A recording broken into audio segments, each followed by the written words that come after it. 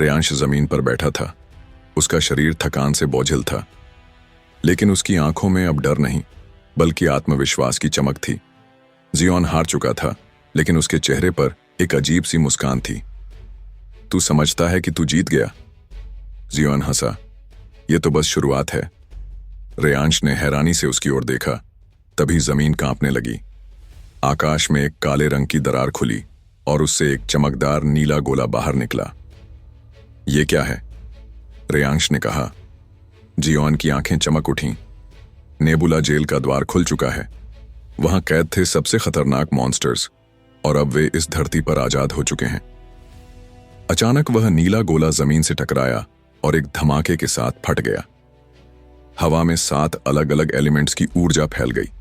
आग, बर्फ, बिजली, अंधकार, धातु, जहर और साइकी। इन तत्वों के साथ 7 अलग अलग राक्षसी आकृतियां बनी। हर एक की आंखों में तबाही की भूख थी। रेयांश तुरंत खड़ा हुआ। इतनी शक्तिशाली एनर्जी! ये मॉन्स्टर्स साधारण नहीं हैं। इन्हें नेबुला 7 कहा जाता है। जियोन फुसफुसाया।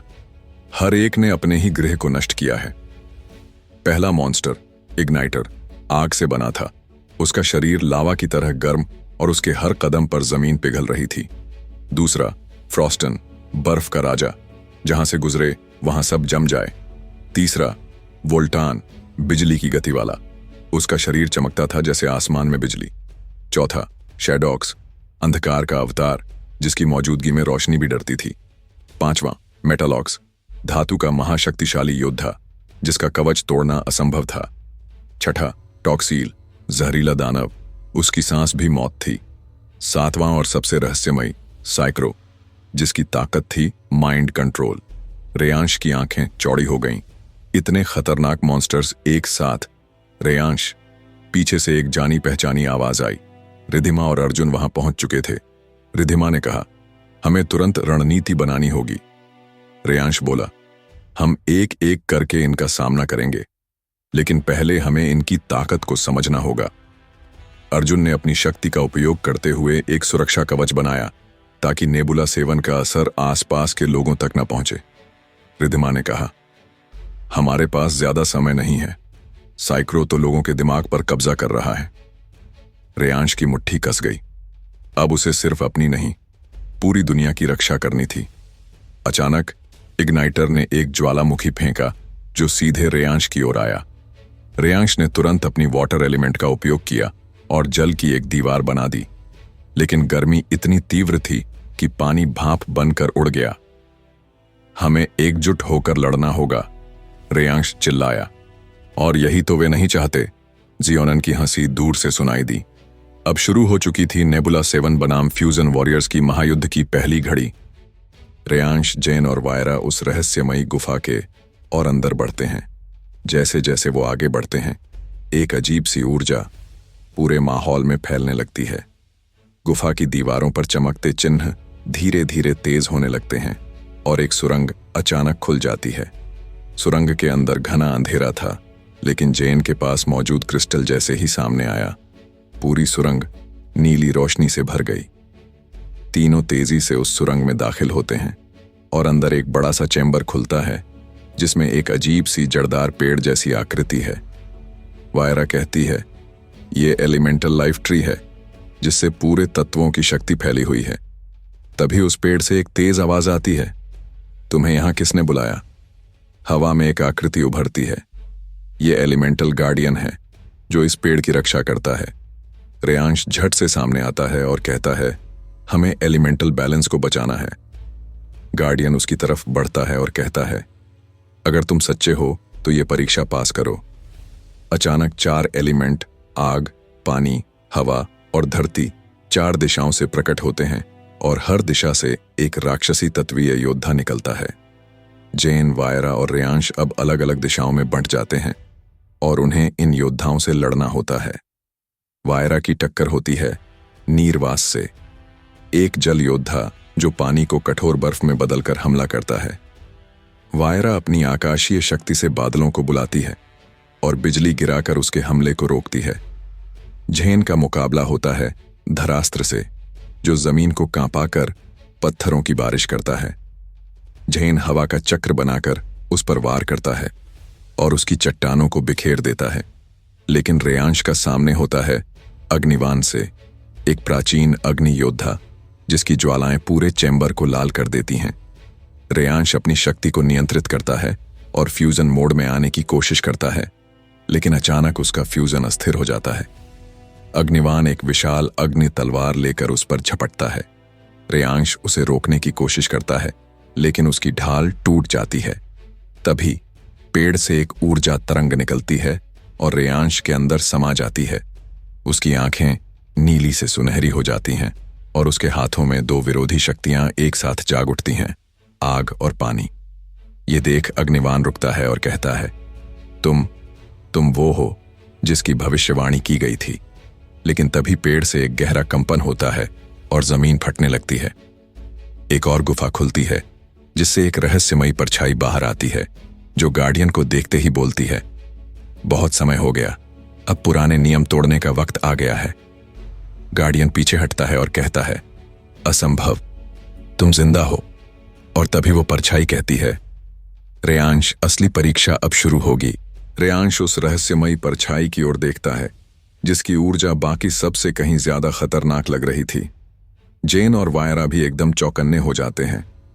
वो परछाई धीरे धीरे स्पष्ट होने लगती है और उसकी शक्ल एक मानव जैसे प्राणी की होती है, लेकिन उसकी आंखों में लाल चमक और शरीर पर कई तत्वों का मिश्रण दिखाई देता है, आग, बिजली, बर्फ और अंधकार। गार्डियन फुसफुसाता है, यह है एरिक्स, पुराना फ्यूजन टाइटन जिसे सदियों पहले फोंगियन किया गया था। एरिक्स एक घमंड भरी मुस्कान के साथ कहता है, रेयांश, तुम में वो सब है जो मुझे तोड़ सकता है, लेकिन क्या तुम तैयार हो? रेयांश बिना झिझक के कहता है, अगर मेरा अस्तित्व इस दुनिया के संतुलन के लिए है तो मैं लड़ूंगा, चाहे सामने कोई भी हो। एरिक्स अपने हाथ उठाता है और एक झटके में पूरे चैम्बर की ऊर्जा को ब्लॉक कर देता है। अब एलिमेंट्स काम नहीं कर रहे थे। जैन की हवा शक्ति, वायरा की आकाश शक्ति और यहां तक कि गार्डियन की ऊर्जा भी निष्क्रिय हो जाती है। रेयांश हैरान रह जाता है। एरिक्स आगे बढ़ता है और कहता है, यही फर्क है हमारे बीच। मैं शक्ति का मालिक हूं, तुम शक्ति का साधन। लेकिन तभी रेयांश के गले में बंधी हुई लॉकेट चमकने लगती है, वही लॉकेट जो उसे उसकी मां ने दिया था। उसमें से निकलती है एक नीली रोशनी और हवा में एक महिला आकृति बनती है। वो रेयांश की मां की आत्मा होती है। वो कहती है, रेयांश, तुम्हारे अंदर का फ्यूजन जाग चुका है, लेकिन तुम्हें इसे पहचानना होगा, उसे नियंत्रित नहीं करना, अपनाना होगा। रेयांश की आंखें फिर से चमकने लगती हैं। इस बार एक नई शक्ति उसके अंदर प्रवेश करती है, सोल फ्यूजन। ये शक्ति आत्मा और तत्वों का मिलन थी। उसके शरीर के चारों ओर नीली और सुनहरी आभा फैल जाती है और वो हवा में उड़ जाता है। एरिक्स चौंकता है, ये शक्ति, ये तो सोल कोर है। रेयांश एक जोरदार फ्यूजन वेव छोड़ता है जिससे पूरा चैम्बर हिल जाता है। एरिक्स उसे रोकने की कोशिश करता है, लेकिन पहली बार वो पीछे हटता है। गार्डियन कहता है, सोल फ्यूजन सिर्फ वही प्राप्त कर सकता है जो निस्वार्थ हो। रेयांश, तुम सच्चे वॉरियर हो। लेकिन तभी एरिक्स अपनी सच्ची शक्ति प्रकट करता है। उसके शरीर पर सभी एलिमेंट्स घूमने लगते हैं, अंधकार, रोशनी, आग, बर्फ, बिजली, जहर और टाइम। वो कहता है, अब देखो असली टाइटन की शक्ति। चारों ओर अंधेरा फैल जाता है, जमीन कांपने लगती है और अचानक एक टाइम पोर्टल खुलता है। एरिक्स उसमें कूद जाता है और कहता है, अगर तुम में हिम्मत है तो इस पोर्टल से गुजरो, वरना तुम्हारी ये यात्रा यहीं समाप्त हो जाएगी। रेयांश जेन और वायरा की तरफ देखता है, फिर लॉकेट को पकड़ता है और कहता है, अगर यही रास्ता है तो मैं इस अंधकार में भी रोशनी ढूंढ लूंगा। मैं आ रहा हूं एरिक्स। और वो भी पोर्टल में छलांग लगा देता है। रेयांश जैसे ही टाइम पोर्टल में प्रवेश करता है, एक अजीब सी शून्य सी दुनिया में पहुंचता है। ना दिन है, ना रात, ना जमीन, ना आसमान। सब कुछ तैरता हुआ भूतकाल और भविष्य का मिला जुला रूप। जेन और वायरा भी उसके पीछे आ चुके होते हैं। रेयांश चारों ओर देखता है और पूछता है, ये जगह है क्या?